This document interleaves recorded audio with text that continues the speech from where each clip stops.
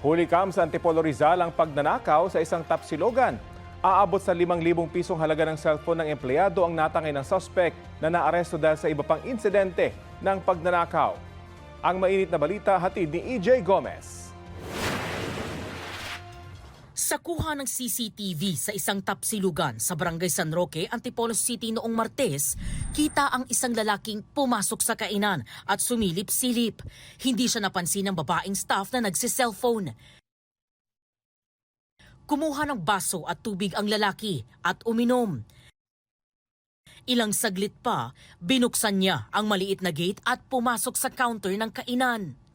Sa CCTV sa loob ng kusina, pumasok ang lalaki at mabilisang dinampot ang isang cellphone. Nagtago pa siya sa gilid ng pader nang pumasok ang lalaking naka-green na t-shirt na staff sa kainan. Maya-maya, tinanong ng lalaki ang kasama niyang staff tungkol sa kanyang cellphone. Ilang saglit pa, lumabas na ang nagnakaw na lalaki na may hawak ng kahoy. Tumambay pa sa harap ng counter habang aligaga ang dalawang staff sa paghahanap sa nawawalang cellphone. Ayon sa may-ari ng kainan, nag-assist pa ang lalaking staff sa suspect para makalabas ng kainan dahil nagsumbong daw ito na may nag-aabang sa kanya sa labas kaya siya may dalang kahoy. Naniwala naman daw ang mga staff sa suspect at inakala pa na siya'y customer. Hindi siya totally naramdaman, narinig, na napansin na may tao din sa loob ng tindahan. Buti raw nakamonitor sa CCTV ang may-ari ng kainan, kaya nakitang hindi mapakali ang mga staff sa paghahanap ng cellphone. Doon ko nakita na kinuha nung suspect yung phone doon sa loob ng kitchen. Nakapasok siya.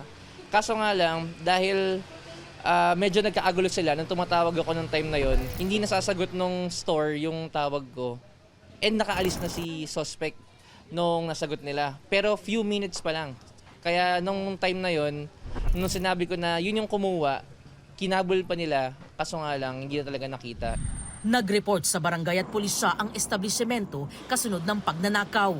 Na-i-blatter dito sa barangay San Roque. Itong ating suspect ay napag-alaman na isang notorious at aktibo talaga na gumagalaw na sa masamang loob, pagnanakaw.